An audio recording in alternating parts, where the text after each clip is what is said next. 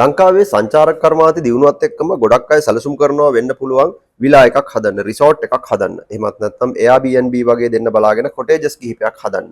එහෙමත් නැත්නම් තමන්ගේ තියෙන ගොඩනැගිල්ල තට්ටු දෙකේ හෝ තුනේ ගොඩනැගිල්ල අපාර්ට්මන්ට් එකක් බවට පරිවර්තනය කරලා ඒක මාසිකව හරි දෛනිකව හරි රෙන්ට් අවුට් කරන පර්පස් එකට ඔයගොල්ලෝ සැලසුම් කරනවා වෙන්න පුළුවන්. ඉතින් මේ විදිහට ආදායමක් උපය ගන්න ඔයා ආයෝජනයක් විදිහට යම් මුදලක් යට කරන්න සූදානම් වෙනවා නම් මේක එකපාරටම කරන්න යන්න එපා. ඒ කියන්නේ බාසුන්නය කෙනෙක් හරි කොන්ට්‍රැක්ටර් කෙනෙක් හරි අල්ලගෙන එකපාරටම මේ වැඩේ කරන්න යන්න එපා. ඉස්සෙල්ලම ඔයාගේ ඩිසයිනර් ඔයා හම්බ වෙන්න ඕනේ. ඒ කියන්නේ ක්වොලිෆයිඩ් ආකිටෙක්ට් කෙනෙක් වෙන්න පුළුවන්. නැත්නම් ඉන්ඩස්ට්‍රි එකේ අවුරුදු ගාණක් වැඩ කරපු ඩ්‍රාෆ්ට්මන් කෙනෙක් වෙන්න පුළුවන්. කවුරු හෝ කෙනෙක්. ඔයා මුණ ගැහිලා මේ සම්බන්ධව මේ ඔයාගේ තියෙන අදහස එයත් එක්ක සාකච්ඡා කරන්න ඕනේ. මොකද මේ වගේ දෙයක් ඔයා සැලසුම් කරනකොට ඔයාගේ අදහසක් තියෙන්න ඕනේ. දල අදහසක් තියෙන්න ඕනේ. මේකට මම කොච්චර මුදලක් යට කරනවද? මොන වගේ කොස්ට් එකක් දරන්න වෙයිද? ඉස්සෙල්ලාම ඔයාගේ අදහස එයාට ඩිලිවර් කරලා එයාගේත් අයිඩියාස් අරගෙන සැලසුමක් හදාගන්න. මේකට මම කොච්චර වීදම් කරනවද? මොන විදිහ එකක්ද හදන්නේ කියන කාරණාව ගැන. මේක තව ටිකක් තහවුරු කරගන්න අපි පුංචි උදාහරණයක් ගමු. ඔයාට තියෙනවා ලොකු ඉඩමක්. ඒ ඉඩමේ පරණ ගේකුත් තියෙනවා.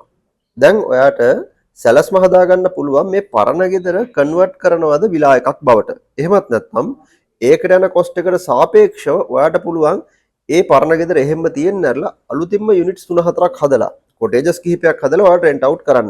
එහෙමත් නැත්නම් ඔයාගේ ඉඩමේ කොටේජස් 4-5ක් හදලා අර පරණ ගෙදර ෆ්‍රන්ට් ඔෆිස් එක විදියට නැත්නම් සර්විස් බිල්ඩින් එකක් විදියට ඒ ඔයාගේ ගේ පිහිටලා තියෙන තැනත් එක්ක සම්පූර්ණ ප්‍රොජෙක්ට් එකම ප්ලෑන් කරන්න පුළුවන්. එතකොට ආකිටෙක්ට් එක්ක ඔයා මේ ටික සැලසුම් කරාට පස්සේ ඔයාට හිතා ගන්න පුළුවන් මොන වගේ මුදලක් මෙතෙන්ට ඔයා යට කරනවද. ඒ වගේම ඔයාගේ ආයෝජනයෙන් ඔයා මාසිකව නැත්නම් වාර්ෂිකව නැත්නම් දෛනිකව ඔයාට කීයක් උපයන්න පුළුවන්ද කියන දේ. ඒ විදිහට මේකෙන් ලැබෙන ප්‍රතිලාභය ගැනත් ඔයා හරියටම දැනගන්න ඕනේ. දැන් මේ විදිහට ඔයා මොකද්ද කරන්න කියලා සැලසුම් කරාට පස්සේ ඔයාගේ නිර්මාණය, ඒ කියන්නේ ඔයාගේ හොටෙල් එක හරි විලා එක හරි රිසෝට් එක හරි මේක ට්‍රැඩිෂනල් ටයිප්ද නැත්නම් මොඩර්න් විදිහට හදනවද? එහෙමත් නැත්නම් එකෝ ෆ්‍රෙන්ඩ්ලි හදනවද? මේ විදිහට ඔයාගේ ආකිටෙක්ට් එක්ක ඔයා කතා කරගන්න ඕනේ මේ නිර්මාණය මොන විදිහටද අවසන් වෙන්නේ කියන කාරණාව.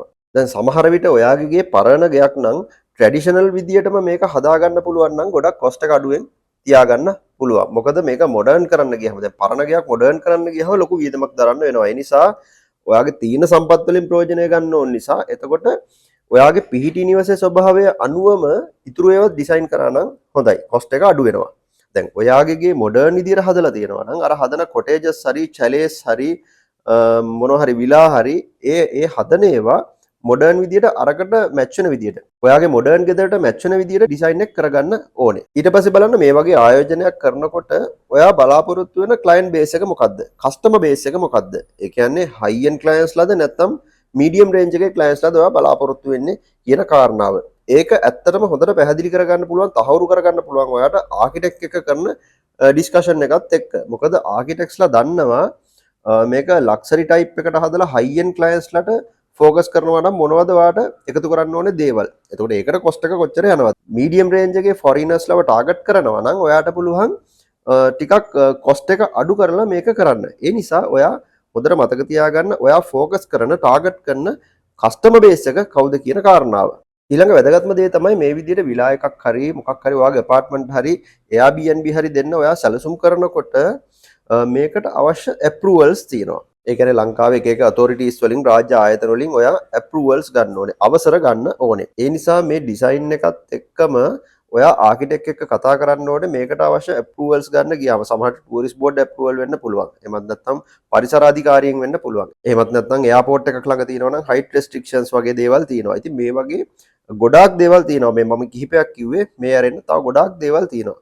ගොඩාක් ආයතන තියෙනවා. ඒ නිසා ඔයාගේ ඩිසයින් එකත් එක්කම අනිවාර්යයෙන්ම තහවුරු කරගන්න මේක ඇප්‍රූව් කරලා ප්ලෑන් එක ඇප්‍රූව් කරගන්න මේ ප්‍රොජෙක්ට් එක ඇප්‍රූව් කරගන්න පහසුයිද නැත්නම් ඒ ක්‍රමවේද මොනවද කොච්චර වීදමක් ඔයාලට දරන්න වේද කොච්චර කාලයක් ගත වේද කියන එකත් අනිවාර්යයෙන්ම සැකහැර දැනගන්න ඕනේ ඊළඟ වැදගත් කාරණාව තමයි මේ වගේ ප්‍රොජෙක්ට් එකක් ඔයා ප්ලෑන් කරනකොට ප්‍රොෆෙෂනල් අයගේ ඉන්වෝල්ව්මන්ට් එක අත්‍යවශ්‍ය වෙනවා සාමාන්‍යයෙන් තනි තට්ටුවේ තට්ටු දෙකේ ගයක් හදනවා විදියට මේක කරන්න බෑ එහෙම කරොත් ඔයා අමාරු වැටෙනවා ඒ නිසා ඔයාගේ ආකිටෙක්ට් එක්ක කතා කරගන්න ඕනේ මේකට ආකිටෙක්ට් ෆර්ම් එක හරහත් ඔයාට ඒක කරගන්න හැකියාව තියෙනවා. ඒ කියන්නේ කන්සල්ටන්ට්ලා විදියට ප්‍රොජෙක්ට් එක බලන්න පිටිපස්සෙන් ඉන්න ප්‍රෝග්‍රස් එක මොනිටර් කරන්න, ක්වොලිටි එක මොනිටර් කරන්න අනිවාර්යයෙන්ම ක්ලයන්ට් ගේ පැත්තෙන් ඔයා සල්ලි වීදම් කරන නිසා ඔයාගේ පැත්තෙන් අනිවාර්යයෙන්ම කවුරු හරි පුජ්‍යලයක් හෝ ආයතනයක් අනිවාර්යයෙන්ම ඉන්න ඕනේ. ඒ නිසා ආකිටෙක්ට් එක්ක කතා කරන්න MEP කන්සල්ටන්ට් කෙනෙක්, ස්ට්‍රක්චරල් ඉංජිනියර් කෙනෙක්, දැන් ආකිටෙක්ට් වාට කොහොමත් ඉන්නවා. ඊට පස්සේ ක්වොන්ටිටි සර්වේයර් කෙනෙක්,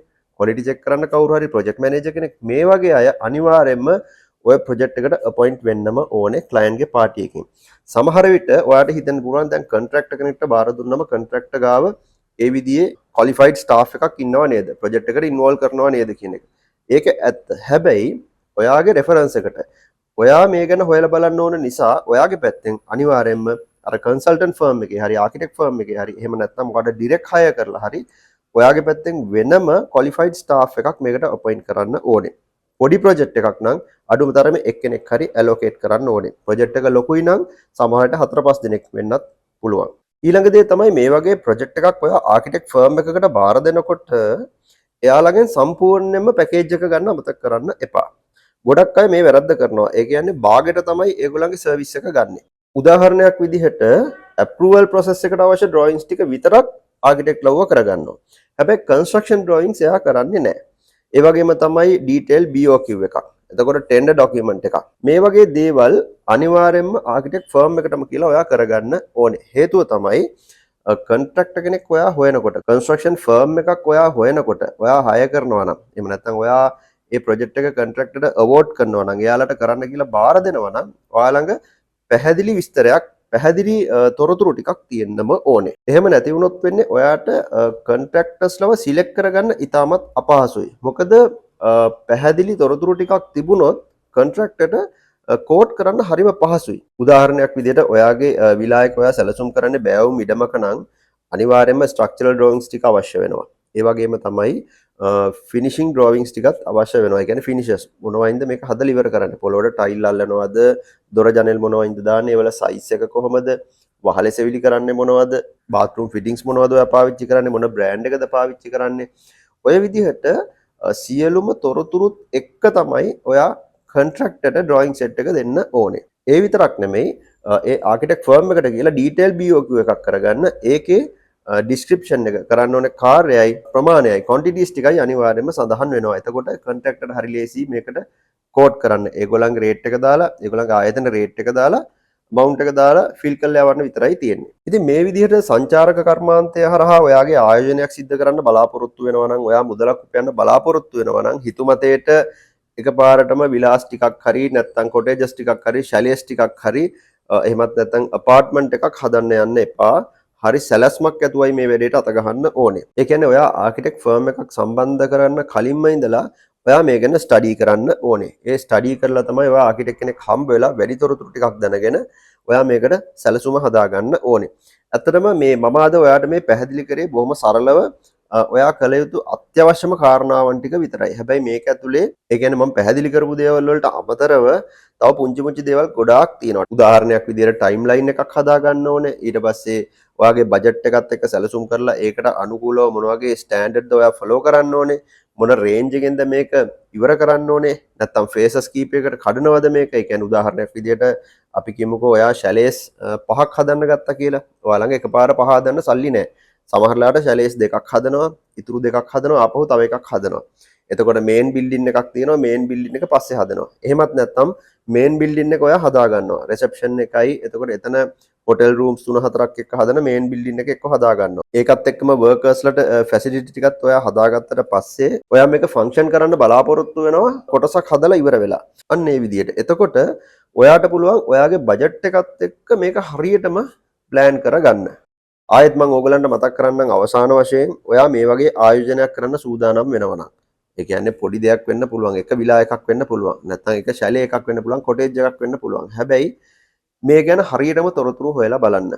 විශේෂයෙන්ම ඇප්‍රූවල් ප්‍රොසෙස් එක කොහෙන්ද ඔයා අවසර ගන්න ඕනේ. ඒතර මේ වගේ ප්ලෑන් එකක් ඇප්‍රූව් කරගන්න ලේසියිද? කොච්චර කාලයක් ගත වෙනවද? ඒකට මුදල් ගෙවන්න ඕනේද? ඒ තොරතුරු හරියටම දැනගන්න. ඊට පස්සේ ඔයා ආකිටෙක්ට් එක්ක කතා කරන්න ඕනේ ඔයා මොන වගේ නිර්මාණයක්ද කරන්නේ. ඔයාගේ බජට් එකේ හැටියට මොන විදිහේ නිර්මාණයක්ද ඔයාට සුදුසු වෙන්නේ. එහෙමත් නැත්නම් මේක ෆේසස් විදියට නැත්නම් කොටස් වශයෙන් හදලා ඒ කියන්නේ එක කොටසක් ඉවර වෙලා මේක ෆන්ක්ෂන් වෙන්න හදන්න පුළුවන්ද? එහෙම නැත්නම් බාගෙට හදලා ඉවරලා ඔයාට ආදායමක් එන්නෙත් නැහැ. බාගෙට හදලා පැත්තකට දාන්න වෙනවා. ඒ නිසා හරි සැලැස්මක් ඔයා හදාගන්න ඕනේ.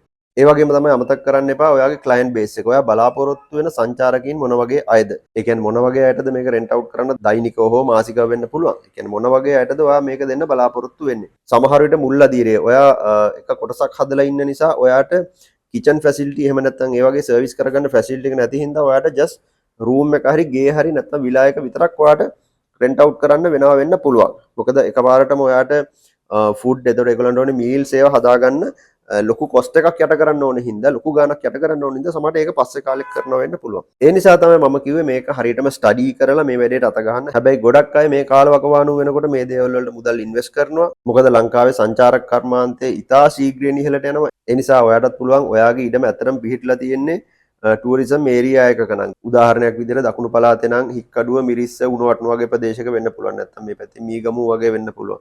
නැත්නම් රටමැද දඹුල්ල සීගිරිය වගේ පළාතක් වෙන්න පුළුවන්. එහෙමත් නැත්නම් ට්‍රින්කෝ බැටික්ලෝ එතකොට ආරුගම්බේ වගේ පැත්තක් වෙන්න පුළුවන්. නැත්නම් ජැෆ්නා වෙන්න පුළුවන්. මේ කොහොම වුණත් ලංකාවේ අපි හැමෝම දන්නවා පැයක් එකමාරක් යනකොට ටක් ගාලා ට්‍රැවල් කරන්න පුළුවන්. ටූරිස්ට්ලා ලංකාවේ ස්ප්‍රෙඩ් වෙලා ඉන්නේ ගොඩාක් තැන්වල ඒගොල්ලෝ ඇවිදිනවා. ඒ නිසා මේ ඔපචුනිටි එක ගොඩක් අයට ලැබෙන්න පුළුවන්. ඒ නිසා තමයි අද මේ වීඩියෝ එකෙන් ඕගොල්ලන්ව දැනුවත් කරේ. ඕගොල්ලොත් කොටේජ් එකක්, විලා එකක්, ෂැලේස් මොනවා හරි නැත්නම් පොඩි හොටෙල් එකක්, රිසෝට් එකක් හදනවා නම් ඔයා අනුගමනය කරන්න ඕන දේවල් මොනවද? ඔයා යන්න ඕනේ පියවරවල් මොනවද කියලා අද ඕගොල්ලන්ට මම පැහැදිලි කළේ. එහෙමනම් මේ වගේම වැදගත් තොරතුරු රසක් එක අපි ඊළඟ එපිසෝඩ් එකෙන් ආයෙත් අපි මුණ ගැහෙමු. ඔයාට පුළුවන් ගනුජේ YouTube channel එක subscribe කරලා notification bell එක click කරලා තියාගන්න. bell එක click කරලා තියාගත්තම අපි දාන හැම වීඩියෝ එකක්ම දාපු සැනින් බලන්න හැකියාව අවස්ථාව ලැබෙනවා. එහෙමනම් මේ වගේම ලස්සන වීඩියෝ එකකින් ඊළඟ එපිසෝඩ් එකෙන් ආයෙත් අපි මුණ ගැහෙමු.